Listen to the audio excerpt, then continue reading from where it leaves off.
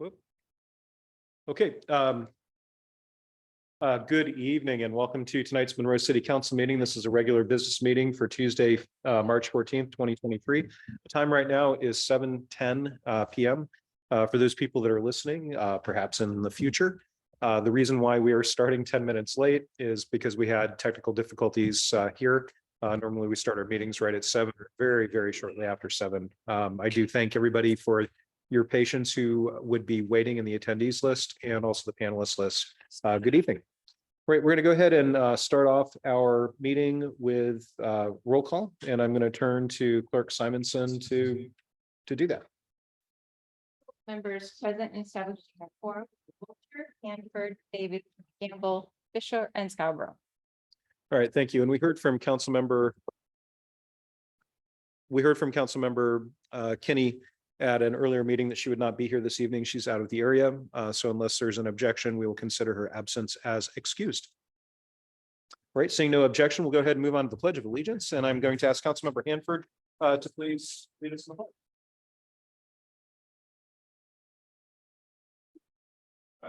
Allegiance to the flag of the United States of America and to the republic for which it stands, with liberty and justice for all. All right, thank you. The next item that we have on our agenda, and please note, Council, that we're going to start off with new business this evening, and we have a couple of appointments, and thought that we would take care of those before announcements and presentations this evening. So we have item 4, new business, 4.1. Economic Development Advisory Board appointments, and I'm going to turn to management analyst Tyler Christian, who is Ben Worthen. You're Ben tonight. Thank you, Mayor. Good evening, Council. The agenda item that you have in front of you this evening is for Mr. Anwar Umrov. He applied for the Economic Development Advisory Board. We currently have 2 vacancies. The mayor is requesting his appointment for position 6, a term ending in 2026. Mr. Anwar comes to us from the technical sector, as well as with a background in medical and logistics. And we interviewed him, as I mentioned, on the 28th, and he is here with us tonight. So, Mr. Mayor, I'll turn that back over to you. And if you would like to have him come up. All right, thank you very much. I'm going to go ahead and invite Anwar Umrov up to introduce yourself at the podium. So go ahead and introduce yourself and just explain why you're interested in serving. Good evening. My name is Anwar. I'm interested in serving because I just thought it'd be interesting to try and see how small governments operate. Coming from a country where government doesn't really do much, it was just very interesting for me to be a part of something that I think functions quite well in comparison to back home. I work in demand management, in demand planning and strategic sourcing at an ultrasound manufacturer company in Issaquah. I have a degree in international business and a master's in supply chain and logistics. I have no previous experience with being on any sort of boards whatsoever, but I'm willing to give this my best shot. I'm not, unfortunately, a business owner in Monroe yet, but I'm hoping. I'm first-time homeowner in Monroe, though, and that's one goal accomplished so far in my life. I really wanted to own a home for a while now, and I'm in love with the city.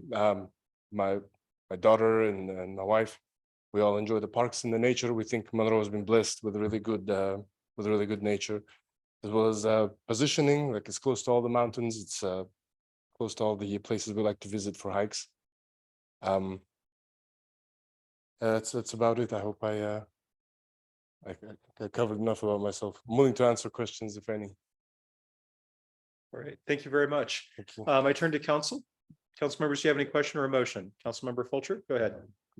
I do not have any questions, but I will make the motion. I move to confirm the mayor's appointment of Anwar Umrov to the Economic Development Advisory Board, the EDAB, position 6, with a term ending in December 31st, 2026. 2026. 20 from there. You say 2026? Nice. Throw a few more. That's a long term. All right, we have a motion from Councilmember Fulcher, a second from Councilmember Gamble for the requested action is showing on the screen for New business item 4.1, any discussion on the motion? Councilmember Gamble, go ahead. No discussion, just appreciate stepping forward and wanting to serve, and your background will be great to add to the conversation. So thank you. All right. Thank you very much. Any other comments or questions? Seeing none, we'll move to vote. All in favor? All opposed? Abstentions? Motion passes 6-0. Thank you very much. And congratulations, board member.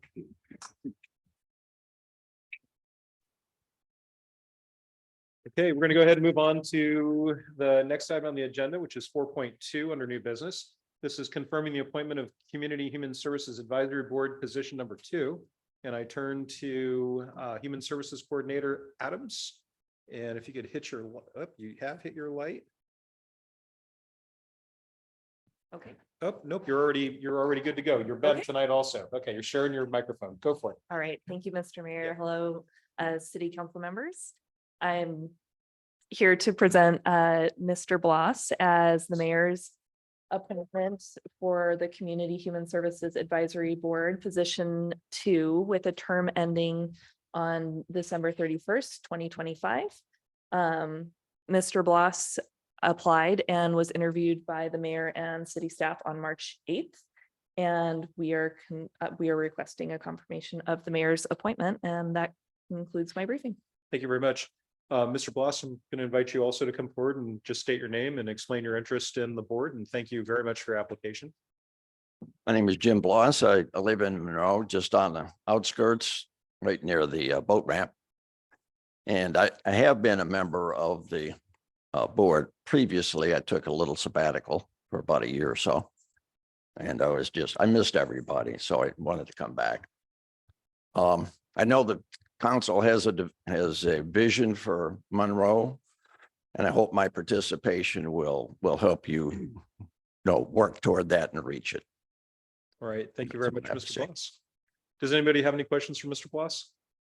I really appreciate you coming forward to submit your interest, and I look forward to you serving. And turn to Councilmember Gamble. Councilmember Gamble. Yeah, I'd like to thank you too, Mr. Bloss. I know you've been involved for quite some time, Thank even you. as they know the formation of this whole I'm process. honored to be here. Yeah, and I've always appreciated your input. So Thank I you. think you're a value added voice. I'm going to move to confirm mayor's appointment of Jim Bloss to the Community Human Services Advisory Board position a term ending in 12/31/2025. I have a motion from Councilmember Gamble, a second from Councilmember Hanford for the requested action as shown on the screen. 4.2 new business. Any discussion on the motion? There being none, we'll move to vote. All in favor? Aye. All opposed? Motion passes 6-0. Thank you very much, and congratulations, Board Member Bloss. Thank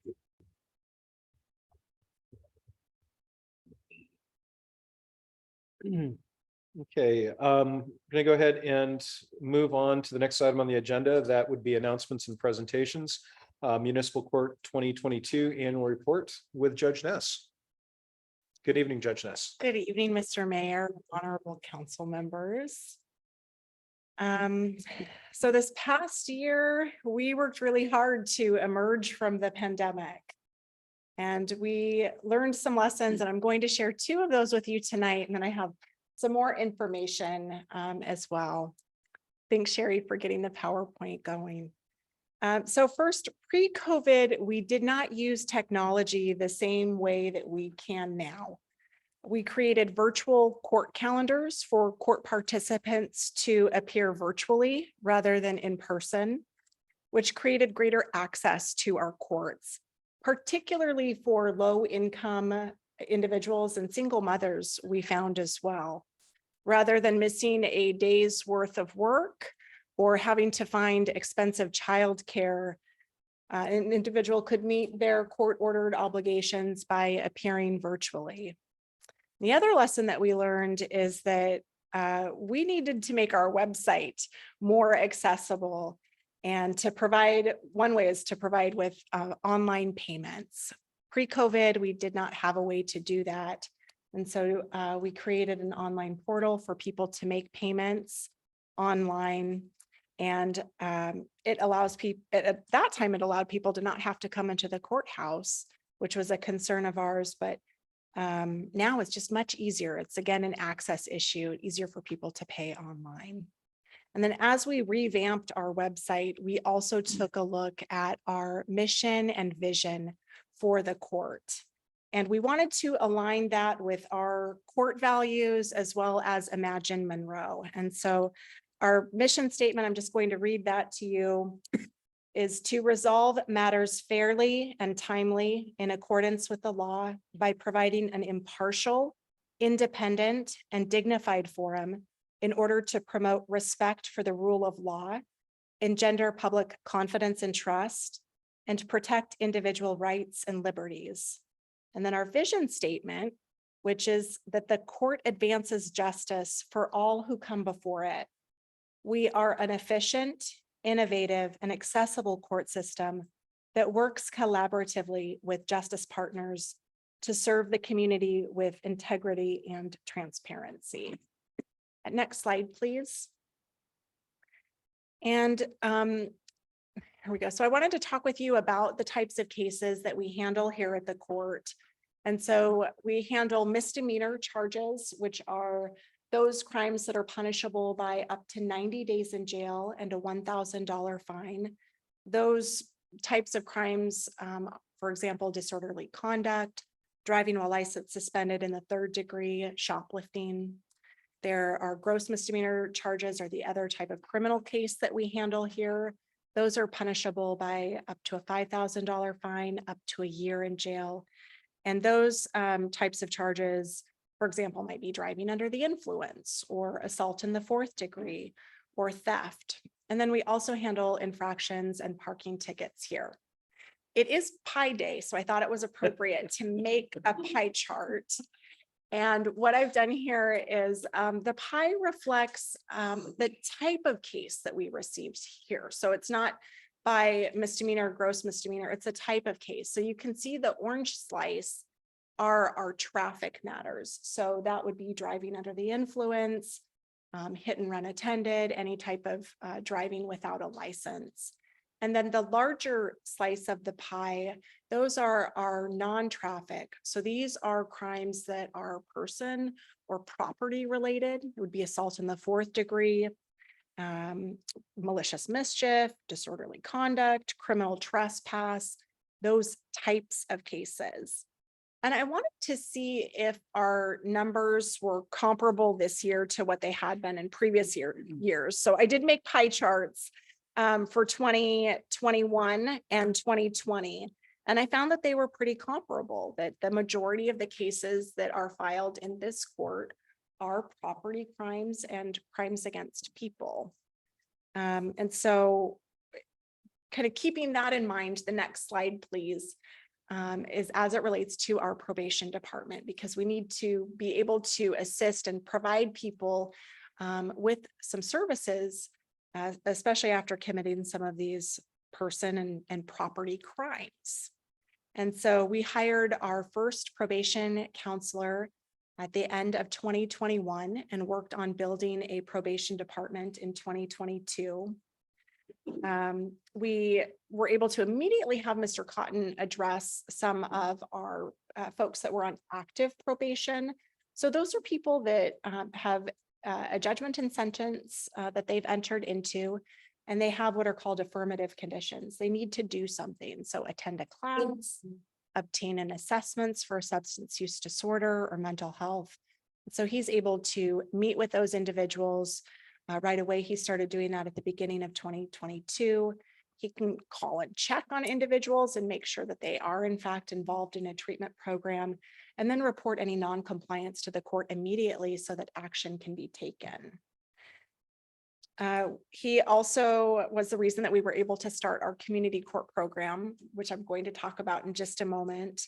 So that program, well, the community court itself, it starts when a person meets with Mr. Cotton and they go through an assessment to determine what services they are in need of. And with that assessment, our probation counselor provides it to the attorneys to determine what to do. So his initial look at a case and determination of what services an individual needs is paramount to community court. And then the Other thing that I wanted to talk to you about before jumping to community court was that at the very end of this year, we started a program for domestic violence offenders. And it's called DVMRT, Domestic Violence Moral Recognition Therapy. And it is in fact spelled recognition. I always get a spell check on my computer when that word comes up, but that's the name of the program. And in this presentation, I will refer to it as MRT treatment, just so it's easier to follow along with all of the acronyms.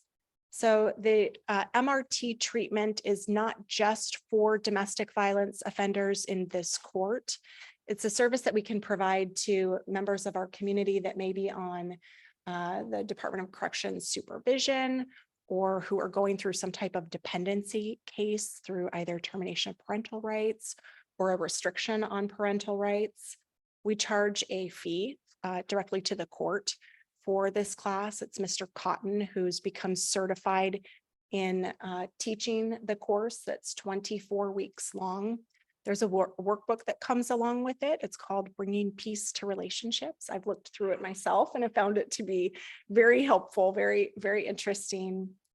And the purpose of the treatment is really to increase moral reasoning with these types of offenders, and really addressing an individual's own issues with power and control. There still is another program that majority of courts use, and it's called Domestic Violence Batterers Treatment. It's a year-long program, and it can be expensive. All of that expenses paid to the treatment agency. But studies actually found, and this is research-based, that the MRT program works to reduce recidivism greater than the traditional batterers treatment. So it's a program that we've implemented here. I'm really excited about it so far, and the support I think that we can give for those that are in those types of relationships and helping the offender. Council, you were huge with getting the funding to us for the probation counselor so that we could complete some of these programs or get them started. And so I personally just want to thank each and every one of you for making the commitment to the court that you did. It really does make a difference. It impacts the work that we do greatly. So thank you. All right, Sherry, next slide, please. On to community court. So as you know, we received the grant funding at the very end of 2021. It's for the years 2022 and 2023. It was just under $160,000 was from the Administrative Office of Courts, and it was for us to create a therapeutic court. And after talking with our stakeholders, we determined that a community court would be the best way to use that money. It's a type of therapeutic court. And in this program, there's an individual that's charged with a low-level quality of life type crime. So for example, we see a lot of criminal trespass and a lot of theft charges for people that enter into the program. They have that assessment that I mentioned earlier that our probation officer conducts. They meet with their attorney. They observe a few sessions of community court to determine whether or not they can enter into the program, because there are requirements of it. We ask that every participant have a substance use disorder evaluation, that they attend court weekly, that they give back to the community through community service hours. So there's a commitment involved in that.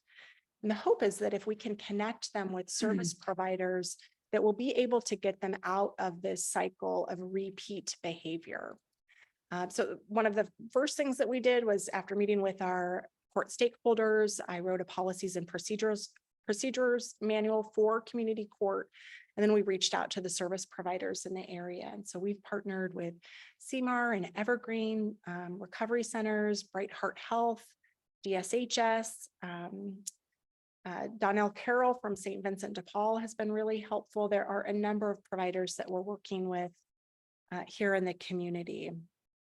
And so I wanted to share a story with you. Let me backtrack one moment. So we had our first session in April and our first graduate at the end of December of 2022. And so I wanted to share his story with you. He, at the time, was 43 years old. He may be 44 now. And he had 44 cases on his criminal history. The first case was when he was a juvenile. And so he'd really been in and out of the court system his entire adult life. And when he was contacted by police officers, he was panhandling and was cited for criminal trespass. And so that's how he came into the court system. And he observed community court and eventually ended up opting into the program. And we were able to, one thing that I want to say, because I think this is important, is that he was offered services by the police department at the time that he was cited for criminal trespass, and he refused. So when I initially read through the report, I thought, oh, he's probably not going to be a good candidate for community court. But then he did watch and observed, and he liked what we were doing. He had not had contact with service providers in a meaningful way before. And so he came every week. We had him connect with a service provider for a substance use disorder evaluation. He began treatment.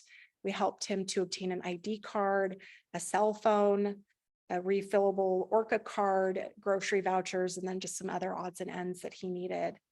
And then he gave back to the community with 16 hours of community service. And he graduated from the program. He's doing well now. We are really hopeful for his future and what he will accomplish. During the course of 2022, we were able to connect 24 individuals to the virtual resource center. Those were all court participants. And I'll tell you, it's a tough population to work with on our community court calendar. These are people that are experiencing mental health issues, substance use disorder, housing issues. Our calendar last Friday that we had, there was one of the participants that wasn't doing well mentally. And so after court, I told her, you've got to get a hold of this service provider. And I didn't sleep well that night. You know, I was hoping that she would be okay. And so it's a really tough population, but I will tell you that I do believe we are making a difference, that we are able to connect people in the court system with those service providers. Sherry, next slide, please.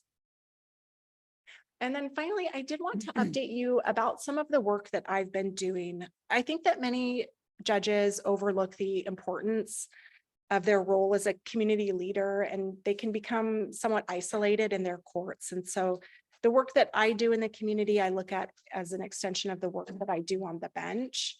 I'm a member of the Public Engagement and Education Committee. The goal of that committee is to establish public trust and confidence in the court system. I'm a member of the Council on Independent Courts, and the goal here is to establish an independent judiciary that is full of integrity as well.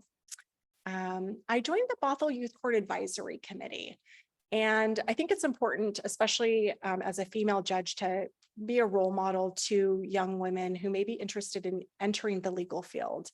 And I'll tell you that part of the reason that I joined Bothell Youth Court, and I let them know this, is that I am interested in starting a similar program here for our youth. It's essentially for traffic violations.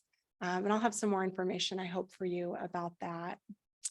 I spoke with a number of community service organizations. In fact, I think I saw Mr. Bloss at one of those over the summer. I think that was at Monroe, Kiwanis. Yes, okay. And so I think that that's important work to do. And then the last update that I wanted to give you is that I was asked to speak at the 63rd Annual Judicial Conference. It's a statewide conference with judges from every level. So municipal court judges, district court judges, superior court judges, appeals court judges, and even our Washington State Supreme Court justices were there. And I spoke on procedural fairness or procedural justice. Those terms are used interchangeably, and it refers to the perceived fairness of court proceedings with higher perceptions of procedural fairness, leading to better acceptance of court decisions, a more positive view of individual courts and the court system as a whole. And then research has also shown that there's greater compliance with court orders when procedural justice principles are utilized in the courtroom. So that's everything that I have prepared for you for my presentation. this evening. I'm happy to answer any questions that you may have. Thank you so much. Thank you, Judge. Council members, do you have any questions or comments? Councilmember Gamble, go ahead. No questions, just really do appreciate the work. I know that this started a while ago, you know, investing in the court and just seeing it through the different phases. And then where we've been able to take it the last couple of years, just really appreciate your leadership and everything that you guys are doing. I do think it's making a difference. So Thank you. If I can respond, please. Yeah. Thank you. I think that our entire community is strengthened when the community members see government working together. When they see that the council provided funding for the probation counselor to start these programs and so on and so on. So I honestly thank each one of you. Thank you. Thank you. Councilmember Hanford, go ahead. Thank you, Mayor. I concur with Councilmember Gamble. He stole my words, but totally agree. Thank you Thank so you. much. Anybody else? So Judge Ness, I really appreciate all the work that you're doing. When I started as mayor, I learned within 9 months of serving just 9 years ago that we were going to have a municipal court. And I understood the initial reasoning for that, and I was concerned. One of the things that I really appreciated with both Mara and then with you is that you've demonstrated why it's so important to have a local judge. You're able to address issues differently than a regional judge, like a district court judge, that allows us as a community to address things in a more detailed way. And I, having worked at the county and understanding that dynamic, this is so much better. And the work you're doing is so meaningful. I know that we've had, 2 graduates so far from the therapeutic court, community court. Those are 2 people that we invested time in, that they invested time in themselves, that hopefully we will not have recidivism. That means if you're just looking at money, if you're just looking at economics, that's a reduction in future costs with law enforcement. And that's a reduction in cost and things that we might need to do through human services. And I'm looking at our human services coordinator, Rachel Adams. This sort of coordinated approach does so much more than just sort of separating into the proverbial silos. And I appreciate all the work you're doing. I appreciate you challenging us with different things. Thank you for introducing me to the administrative justice. What is it? The procedural justice. Yes. You asked me to consider reading a book. I listened to it on many walks, and I appreciate the perspective that you're bringing and the approach you're bringing, and I appreciate the support staff as well. To the council, and to the listening public, if anybody listens to this in the future, I think it's important that we all understand the connections that we've been making over the last 9 years, that the investment in our justice system here. We now have a human services coordinator that helps coordinate all of the nonprofits, the non-governmental organizations that really provide government type services to the public. So whether it's public health or housing or helping out with chemical dependency, mental behavioral health and other issues, poverty, we're doing a lot of work there. And a lot of this came initially from our police department with now Deputy Chief Irving, I think, recommending that we have an embedded social worker, a different approach to working with people in need here in our community. And then I turned to Jim Bloss and, HPAC and then CHSAB. And all of these are investments that our entire community has made, that you as a council have made, your predecessors have made, and that I hope that we're able to continue into the future, because this is meaningful and I appreciate all the work that everybody's doing. So thank you, everybody. And Thank you. take care. Thank you. Thank you. Okay. The next item that we have on our agenda this evening is public comment. This is a time set aside for the members of the public to speak to the city council on any issue related to the city of Monroe, except any quasi judicial matter that is subject to a public hearing. 3 minutes are afforded to each speaker. Do we have anybody that has signed up? We have one person who has signed up. That person is it Dan McGraw? Please come forward and state your name and area of residence for the record, and then we will start the 3-minute timer. We have that ready to go, sure? Okay. Okay, I'll do it on my phone. Dan, please go ahead and state your name and area of residence or association with the city, and then I'll hit start. My name is Dan McGraw. I live in Monroe for a little over a year on Main Street. And I want to tell you a quick story. I don't know if you noticed the topic that I wanted to speak about is police performance. Yes, thank you. And sometimes in a council meeting, I imagine that can be a little bit of a whoa kind of a response, but that's my comments are exactly on the opposite. I looked on the website at the police department's part of the website, and it talks about excellence. And that kind of boiled it down for me. And we had an experience. My wife Lori is on the back row back here with me. And we had an experience. My dog and I, a 14-pound schnoodle named Teddy, were walking on Main Street on January the 19th, about 1:06 p.m. in the afternoon, and we were attacked by about a 75-pound dog. Actually, Teddy was the 15-pound dog was attacked by the 75-pound dog.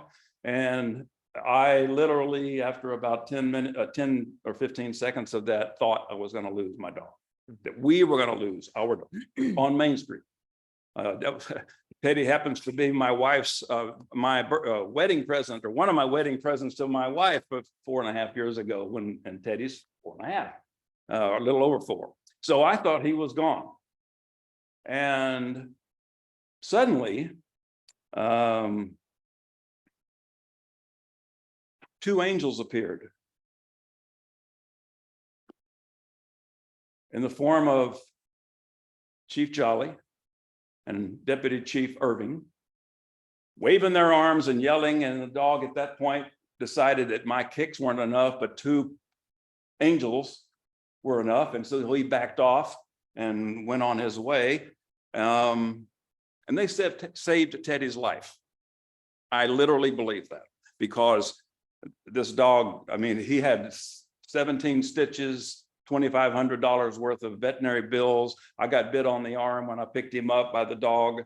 And of course, Officer Escalante has worked on that for the last month or so.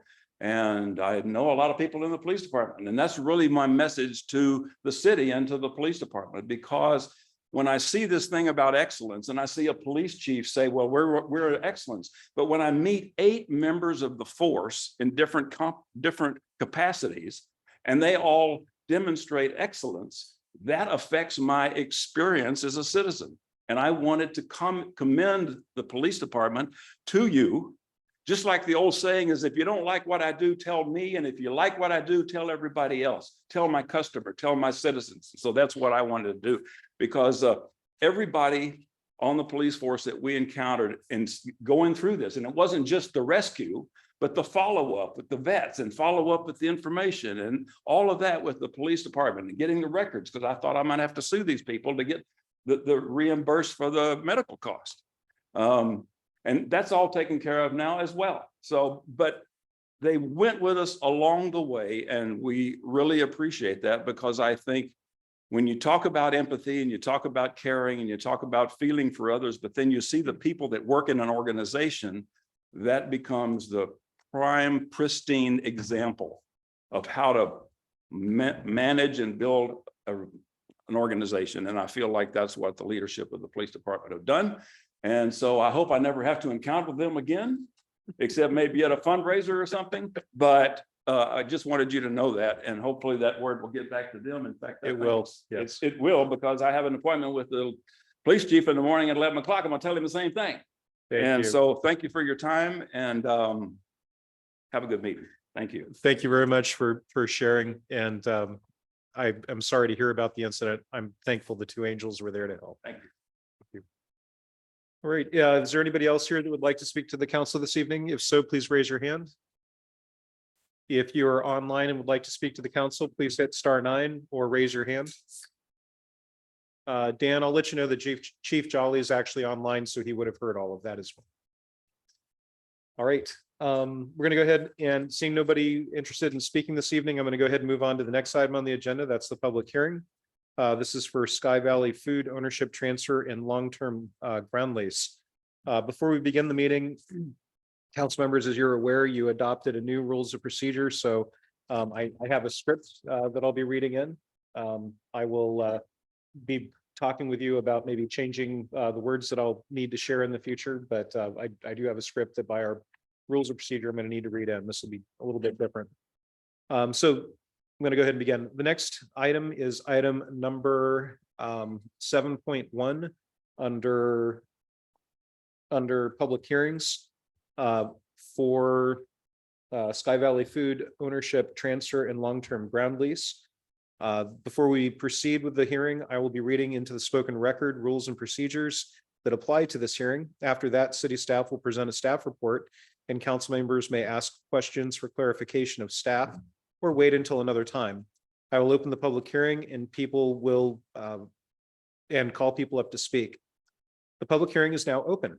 The rules of procedure for the legislative public hearing are as follows. A, all speaker comments shall be made from the podium unless the speaker is participating remotely. Any person making comments shall be requested to give their first name and relationship to the city, such as area of residence or employment. B, anyone making out of order comments that disrupt the meeting shall be subject to removal from the meeting. C, there will be no demonstrations or interruptions during or at the conclusion of any person's comments or presentation. D, these rules are intended to promote an orderly system of holding a public hearing to give every person an opportunity to be heard and to ensure that no person is embarrassed or intimidated when exercising their right of free speech and participation. At this time, I will ask Jacob Roberts, our Public Works Director, to provide a description of the matter under consideration. Director Roberts. Thank you, Mayor.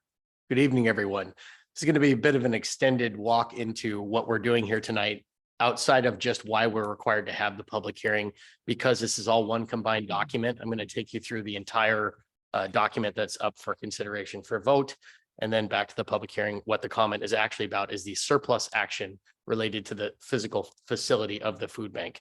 So the RCW 3595-040, next slide, please, Sherry. Thank you. Requires that we do this if we are slating for surplus a piece of property that has a value of more than $50,000. And additionally, in this case, available information indicates that the food bank building may, at one point in time, have been purchased with some utility funds. So there is some folklore out there that says that this once functioned as a public works facility. And so therefore, Attorney Lell's advice was to just go the extra step and go ahead and do the public hearing portion. So the public hearing, of course, as I said, is for public testimony on the surplus of the building. Next slide, please.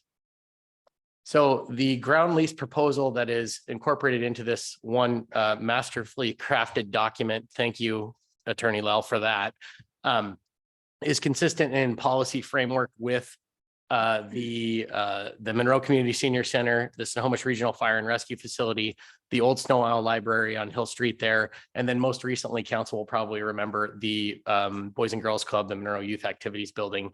If this lease looks familiar to any of the council members, it's because it's the exact same lease with a different party attached to it. So where it said Boys and Girls Club, it now says Food Bank, same terms and conditions. Thank you. So within the lease there, the differences here are that the food bank obviously provides food to people for those in need, provides school supplies, backpacks, winter coats, and runs a holiday gift program. That's what's in this lease versus the other lease was youth activities. Makes sense. Next slide, please. The ground lease terms, the lease agreement. Oh, just a note too, the lease agreement was requested by the executive director of the food bank in late 2022. So ground lease terms, it's a 40-year term, $1 per year. The food bank then accepts responsibility for improvement projects and maintenance of the building. The taxes and utilities continue to be paid by the food bank as they are now. And as the lease comes to an expiration term, good faith negotiations 2 years in advance of that expiration are incumbent upon both the parties to come to the table.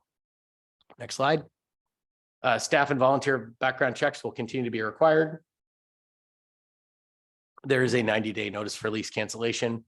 Building ownership reverts to the city if the lease is not renewed or canceled. And then finally, kind of the legal nuance of this, the city has to retain an option to accept the building back when the lease closes or ensure that the building is removed and demolished because we're surplusing it as a piece of, I guess, personal property that the city doesn't need anymore. Next slide. So there's the requested action. Mayor, that is my introduction in total, and I'll turn it back to you. All right, thank you very much, Director Roberts. Okay, for the record, I am informing all parties interested in these proceedings that the city clerk is forwarded to the city council all timely written or otherwise reportable comments that have been submitted regarding the subject matter of this public hearing. At this time, I will ask if there are any members of the public who wish to speak on this matter. Unless the council wishes to impose a different limitation, there will be a 3-minute time limit on each speaker. Your time will begin after you introduce yourself, provide your area of residence or affiliation if representing an organization. Please be respectful of all speakers and of the hearing procedure itself. Please also note the hearing is an opportunity for you to address the council, the city council. It is not intended to be a question and answer session. With that said, is there anybody who signed up to speak on this public hearing? Is there anybody that would like to come and speak on this public hearing? Online, if you are interested in speaking on this public hearing, please hit *9 if you're on the phone or raise your hand if you're remote. Okay, I do not see that anybody is interested in speaking on this matter this evening. Do any council members have any questions to ask of staff or other speakers? Okay. This is the conclusion of the public hearing. Unless there are objections, the hearing is now closed. There being no objections, the hearing is now closed. Council members, I turn to you for motion. Councilmember Gamble, go ahead. Was waiting for this one to come back. I think we actually talked about this previously, so appreciate it. And I am going to move to approve resolution 2023-01, declaring the Sky Valley Food Bank building as surplus property and authorizing the mayor to execute a 40-year ground lease and building transfer agreement with the Sky Valley Food Bank for the improved real property building located at 233 Sky River Parkway, and expressly authorize further minor revisions to the lease agreement as deemed necessary or appropriate. Second, Davis. I have a motion from Councilmember Gamble, second from Councilmember Davis. Any discussion on the motion? Seeing none, we'll move to vote. All in favor? Aye. All opposed? Motion passes 6-0. Thank you very much, everybody. We're going to go ahead and move on to the next item on the agenda. This is final action number 8.1, ordinance number 003, 2023 municipal campus bonds. Turning to Director Hassert from the Finance Department. Director Hassert, go ahead. Thank you, Mr. Mayor. Given that we're talking about an almost $17 million bond, I will try to keep this under an hour for you. So Thank you. actually, this has been before council already a couple of times back in April of last year, where we went through a comprehensive analysis with the use of the REIT 1 funds, as well as in front of the Finance Committee a couple of times where we talked about the steps involved with being able to issue the bonds. At this point, I think most questions have been answered, but I am available if there are additional questions. We also have in the audience tonight our bond counsel from Foster Garvey, Ms. Nancy Neris, as well as our bond underwriter from DA Davidson, Dave Tragesser, in case there's questions that I can't answer. All right. So with thank that, you very Mr. much. Mayor, that's my presentation. All right, thank you very much. And for the record, at an earlier meeting, the council expressed an interest in the first motion that is on the screen. And so that's where that background comes from. And I will turn to Councilmember Gamble. Councilmember Gamble. Yeah, I don't have any questions. I'm really excited about this. I know this not only been before council several times, but also through the Finance Committee. I think this is an extremely responsible way we're going about this in order to, and then looking at the plans, doing that responsibly across the board. So I'm excited. So I have no problems making the first motion because we've talked about this one so much. Move to waive council rules of procedure requirement for 2 readings of an ordinance before adoption.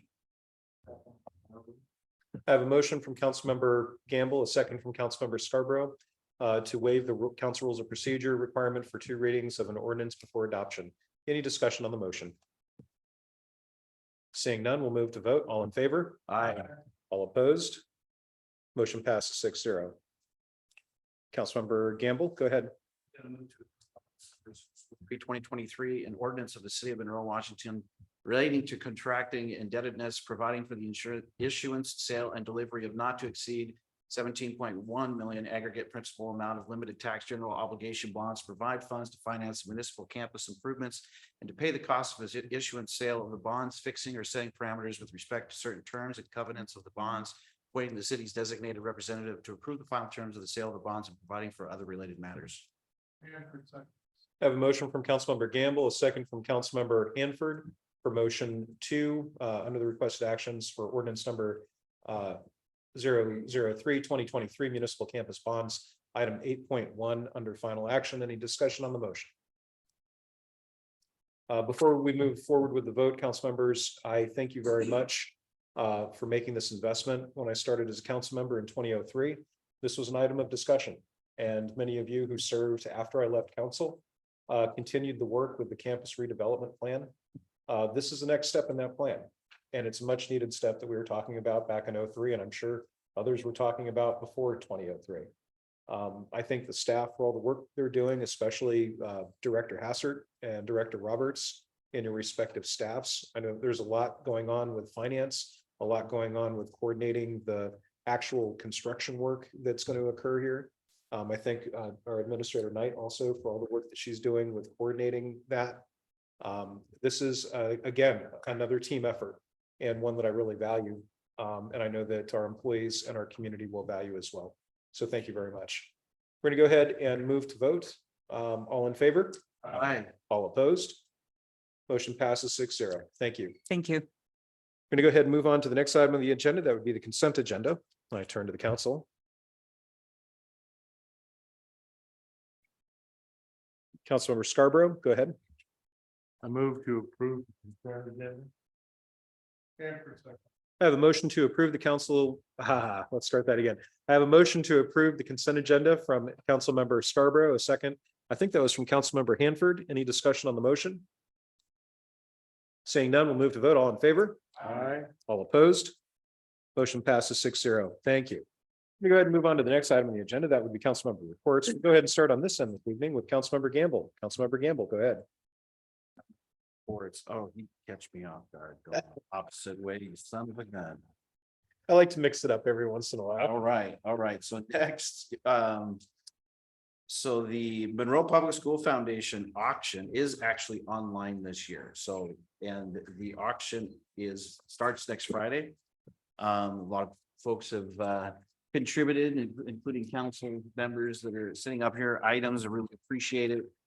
That goes to benefiting our community, Sky Valley Education Center, the high school, scholarships, programs, grants, all that type of stuff. So please register, get online. There's over 40,000.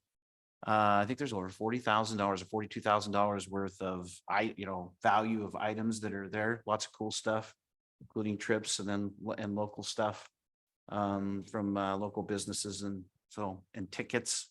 So please get on there and spend more than it costs so that you get that donation, and then the kids get a higher, they get more money for college. So anyway, that's it. That's all I had. All right, thank you.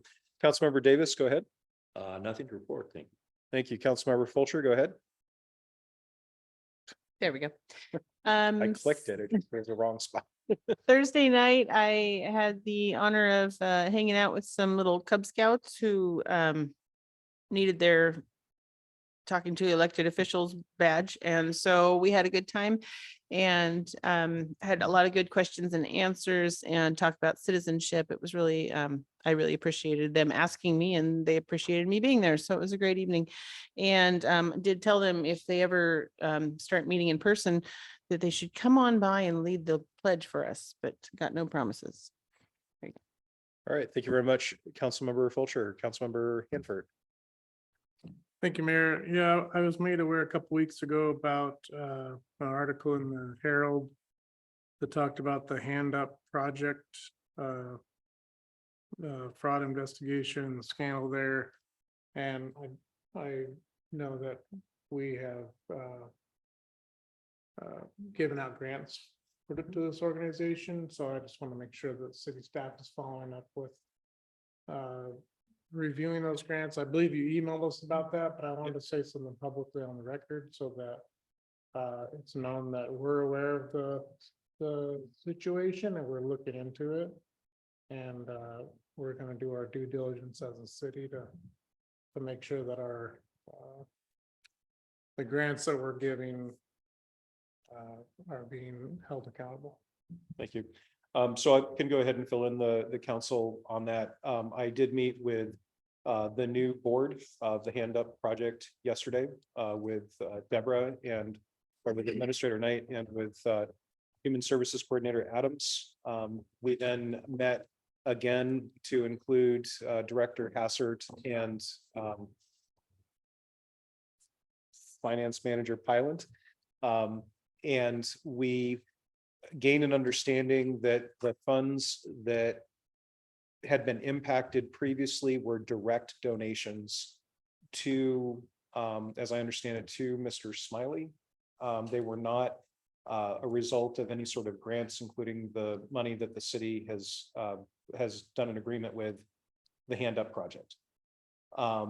So he was not, while he may have, while he did sign the contract, the agreement with the city of Monroe for the for the what's called the respite program. The respite program is a division of the Hand Up Project, and he was not working in the Hand Up Project. So he has not received any sort of reimbursement or anything for services. One of the things that's different about the grant funding is that there are a lot of financial internal controls associated with it.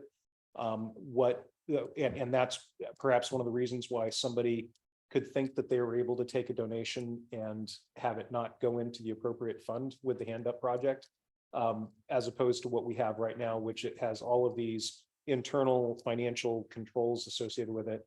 The funding is also on a reimbursement basis. And so they have to demonstrate that they've actually helped families out. Since we began the program, so our first payment was November 28th. We have made a payment, I think, every month since then, pretty close to the total of about 60,000-ish, a little over 80,000. We've been able to help a total of 4 family units, each one with a different number of people. And so those people now have stable housing. One of the things that's different about some of what you were reading that was alluded to in that article, one of the things that's different is that the program that we're working with here, as opposed to the program that he was working with, that is a different division or a different function of the Hand Up Project. Our program is focused on families, so people with kids. And I understand that he was working more with sort of that low barrier or no barrier entry sort of work. So I don't know all the proper terms, so I'm doing my best here to relay my understanding. But I felt confident after meeting with the 2 new board directors. He and I think his spouse or his partner are no longer on the board. They were dismissed. He resigned, or he resigned from the board. So the new board members that are there are making certain that the funding is going through the proper basis. And like I said, if Greg or Becky notices anything wrong, it will cease immediately. But I have a good degree of confidence that it's meeting the intent of the council, and the internal controls are there. So I do anticipate a letter from the Hand Up Project from the new board president over the next couple of days or so. When we get that, we will forward it to the council if he doesn't send it directly to the council. So yeah, we spent probably about an hour and a half to 2 hours talking to folks about this yesterday. Thank you very much, Mayor. That's welcome. very reassuring and I appreciate it. And I trust Greg and Becky to be and Rachel to be monitoring that and to be the filters. Yeah. Thank you. You're very welcome. All right, Councilmember Fisher, go ahead. Nothing to report. Okay, thanks. Councilmember Scarborough, go ahead. Nothing to report, just a question for Councilman Campbell. Is there, everything is online for this auction? Nothing is in person? Yeah, all online. Which there's some upside of that because they can go out. To raise money. Okay. Forward it there, all your. For the original. Do I have to teach him how to do it? Because it ain't gonna happen. Okay, thanks. That's all. All right, thank you very much, Councilmember Scarborough. We will now go to staff reports. We'll start off with the Finance Department report. I'll turn to Director Hassert. Director Hassert, go ahead. So again, in the interest of brevity, the report is in your packet. Again, 2 months into a 24-month cycle does not a trend make. So it's a little too early to start trending anything, but I can say that there was nothing when we did our deep dive within the department that we found particularly alarming. So I'm available for questions, Mr. Mayor. Thank you. Any questions for Director Hassert? Okay, no questions. Thank you. We're gonna go ahead and move on to our Parks Department report with Director Farrell. Director Farrell, you're Lance Bailey tonight. Go Oh. ahead. Okay, I'll cover for It both. says on my screen here. Thank you, Mayor. Good evening, council members. You also have a copy of our February report in your packet, so I won't go into the details there, but a couple of things that are just kind of neat is that you could see that our staff removed the trees in those pots in the downtown because they outgrow the pots. And we found new homes for them. Several of them went to the roundabout on Main Street and Tester Road. So with our new gateway sign there, we're gonna have, just keep improving the landscape in that circle behind it. And then outside of the report, I just want to let you know that Republic Services is committed again this year to supporting the flowers, the beautiful flower program that we have every year, and also sponsoring the movies in the park. So, and then also the Monroe Garden Club, I attended their meeting earlier this week, and they are also are committed again to supporting through a donation, the flowers program and their volunteer help too. They pot those flowers in the hanging basket. So you will see in a future department report a summary of the donations that we're expecting to receive. And that concludes my report. All right, thank you very much. Questions for Director Farrell? Councilmember Scarborough, go ahead. Yes. In one of the reports that we were going, I see the picture of the group downtown and welcome to Monroe sign behind it. We were going to were we going to light up the Monroe sign on top, and is that part of Parks or is that for Jacob? The monument sign on Lewis Street. Is that the question? Well, yeah, that we put, you can see it in this photo right here. It said on Main Street on each side. Okay. We did some lighting, but we were gonna light up the sign on top. The roundabout on Main Oh, no. Tester? No, you're talking about on Main Street, the historic Monroe. Yes. Are we lighting up the gateway? I don't know. Maybe Director Roberts might have an idea. Director Roberts, go ahead. Shall I wait for Director Roberts? Why don't we go with Administrator Knight? Administrator Knight? So those signs were not originally intended to be lit. Right. So we have contacted the original designer of those signs, George Lim and Tangram Associates. And we have some other suggested improvements for signs. And so we're working with the Economic Development Advisory Board. I don't anticipate that those signs will be lit if they can be lit, backlit, probably until the 2025-2026 budget. Okay. So we're looking into it, but we don't have any conclusions at this point. You're welcome. Thank you. Councilmember Gamble, go ahead. While we're on the subject of lights, thanks for getting the lights back on. For parks tonight. Oh. Yeah, we're sorry that happened. Oh, it's It was all a good. glitch I was just- and we fixed the glitch. I got the reference. Well, I appreciate the fix of the glitch. And so will the lacrosse clubs. So I'm getting images of Caddyshack and the little gopher No, doing this is something to the office. wires. Office Space. Oh, Office Space. Yeah, Okay. he was fired, but they kept paying him. Oh, And they said, I "Well, haven't did you seen let this. him know?" They just, no, we just fixed the glitch. okay. I'm gonna need to look that one up. Thank you. All right, anything further for Councilmember, I'm sorry, Councilmember Farrell? Oh, no. Anything further for Director Merrill? I'm good. Farrell? Thanks for the promotion. There. All right, we're gonna move to the next person before I mispronounce somebody else's name or title. So you're still Mr. Worth. Go ahead, Tyler. Economic development update. Good evening, Council. The Economic Development Report is in your packet. A couple highlights. The Economic Development Advisory Board continues to meet on the second and fourth Thursdays of the month. There's been several discussions, some of which have included the lodging needs assessment that came back to you at the last council meeting that we had a discussion on. A couple other updates, the Bolt Creek Fire grant was provided to 12 businesses. There was no businesses in Monroe that applied, so there was no money awarded to Monroe, but Sky Valley Chamber of Commerce was able to help 12 businesses.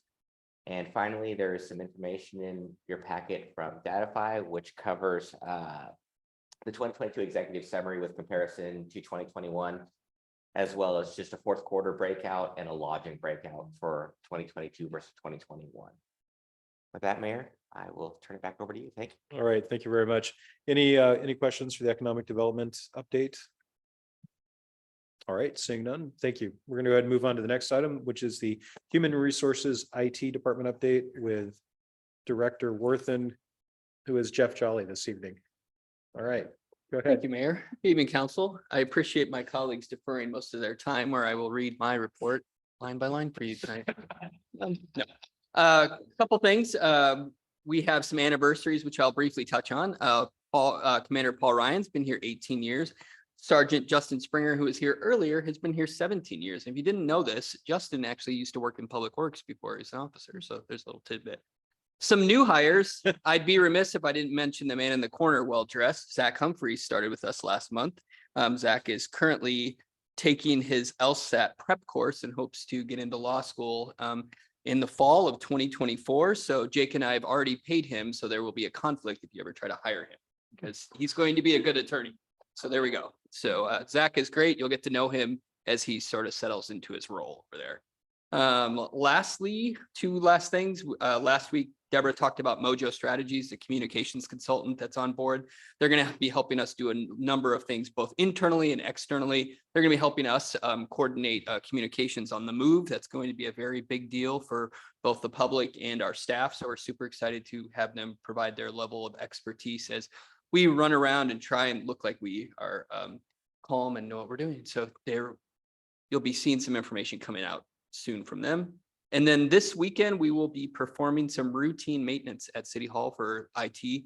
So if you were planning to come in to do any work, which I know most of you don't, it's not going to work this weekend. Your phone will still work because everything's in the cloud, and Jason assures me the cloud will be fine.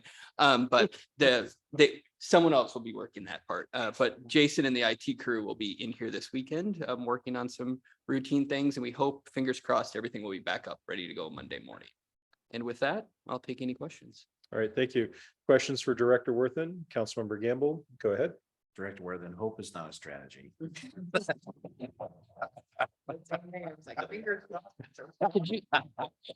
I'm sure there's a redundant. I was just gonna write that down. Yeah. It's good. But I would say I'll put that in my memoirs. We Okay. do have a plan, Councilmember Gamble. I appreciate your brevity on that, but we do have a plan, but you know, sometimes when you unplug things, as you well know, they don't always come right back up like they should. So I feel like we'll be doing my job. fair enough. Thanks. All right, thank you. Any other questions for Director Worthen? All right, thank you very much. The next update we have is from our Human Services Coordinator, Rachel Adams. Coordinator Adams, go ahead. Thank you, Mr. Mayor. I have my report in your packet. A couple items that I would like to highlight. There wasn't much activity from the Community Human Services Advisory Board in February due to lack of quorum. So we really appreciate the confirmation of Jim Bloss to his new appointment. So we can get back to work. The other thing I'd like to highlight is the recent utility insert introducing the Human Services program to the community. I've gotten a lot of response from the letter that was sent out to all utility customers in the city of Monroe. A lot of people who are experiencing crisis for the first time and may not know who to reach out to. And I've been able to provide a warm handoff for these people to our service providers and get them in touch with some of the help that they've needed. So that has been incredibly rewarding. And on average, I receive about 1 or 2 calls or emails a day from that letter. So I'd also like to give kudos to Vicki Thayer, who came up with the idea for the letter. That was a really wonderful idea. The other thing I'd like to highlight is the Snohomish County Partnership Proposal and the funding that we were able to match to extend some of our programs, the Monroe Community Senior Center, the Evergreen Health Recovery Center, Take the Next Steps, mental health group classes, the Monroe School District's mental and behavioral health case management software. More funding was made available for that, and Scooter's Place adaptive writing therapy treatment for first responders and veterans.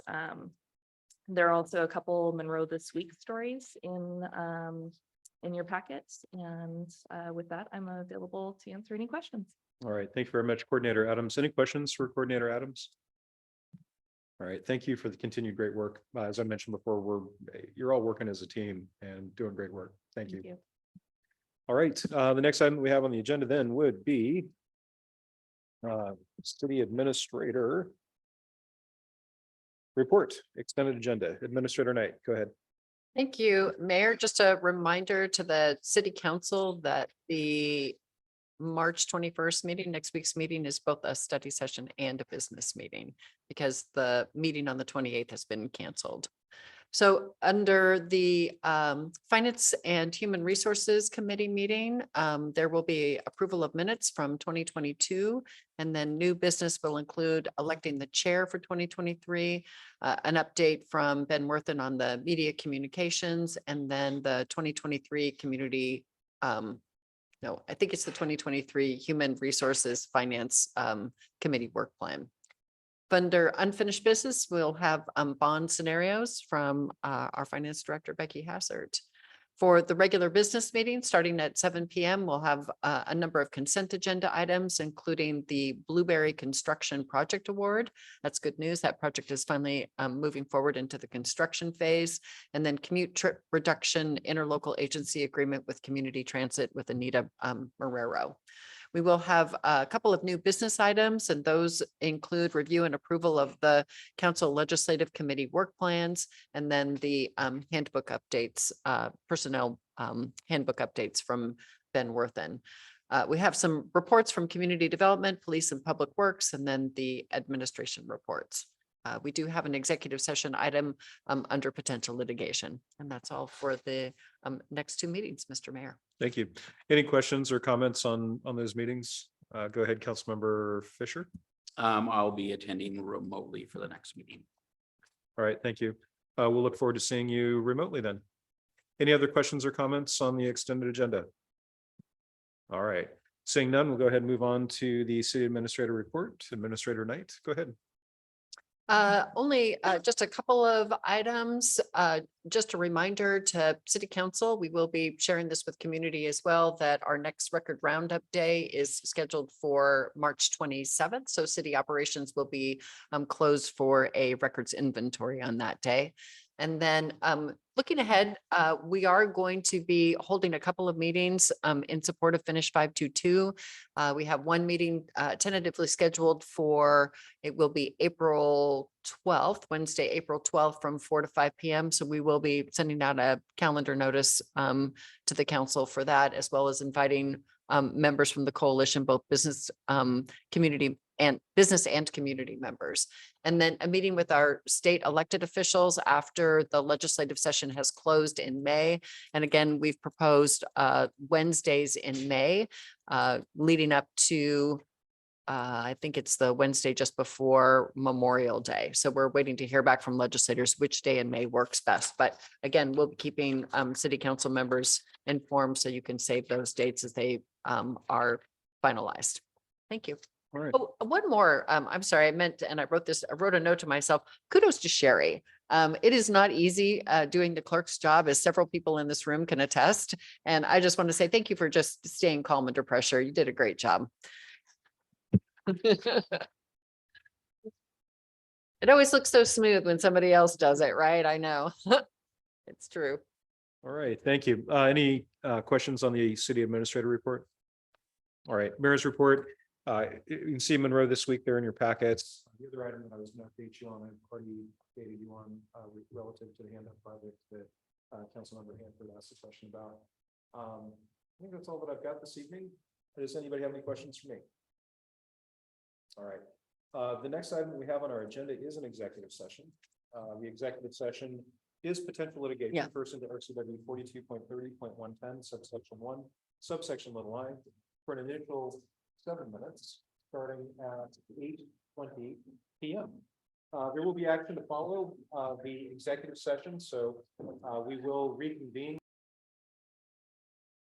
So we will be continuing the meeting following the executive session. And I will announce any sort of extensions that might be necessary to the clerk, who will in turn identify those extensions both online and also in the lobby. So we are now in executive session beginning at 8:20 for an initial 7 minutes. Thank you.